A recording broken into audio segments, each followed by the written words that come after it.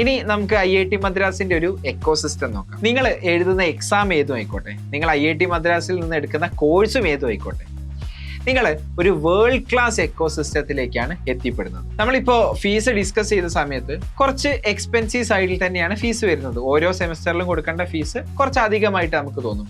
പക്ഷെ അതിൻ്റെ ഒരു റിട്ടേൺ ഓൺ ഇൻവെസ്റ്റ്മെന്റ്, നമ്മൾ ROI എന്നൊക്കെ പറയില്ലേ, അത് നമ്മൾ നോക്കുകയാണെന്നുണ്ടെങ്കിൽ തീർച്ചയായിട്ടും വേർത്താണ്. കാരണം 500-ലധികം അഡ്വാൻസ്ഡ് ആയിട്ടുള്ള റിസർച്ച് ലാബുകൾ, ഇന്ത്യയിലെ തന്നെ സ്ട്രോങ്ങസ്റ്റ് ആയിട്ടുള്ള സ്റ്റുഡൻറ് ഇന്നൊവേഷൻ ഹബ്ബുകൾ, computer science department, med tech കമ്മ്യൂണിറ്റികൾ, സ്റ്റാർട്ടപ്പ് ഇൻക്യുബേഷൻ സെന്ററുകൾ, ലോകത്തിലെ തന്നെ ഏറ്റവും മുൻനിര യൂണിവേഴ്സിറ്റീസിൽ പഠനവും റിസർച്ചും എല്ലാം കഴിഞ്ഞിട്ടുള്ള ആളുകളാണ് നമ്മളുടെ പ്രൊഫസേഴ്സ് ആയിട്ടുണ്ടാവുക. അവരൊക്കെ ആയിട്ടുള്ള നെറ്റ്വർക്ക് ഉണ്ടാക്കാൻ പറ്റുക എന്ന് പറയുന്നത് അത് കൈൻഡ് ഓഫ് ഇൻവാല്യുബിൾ ആയിട്ടുള്ള ഒരു കാര്യമാണ്.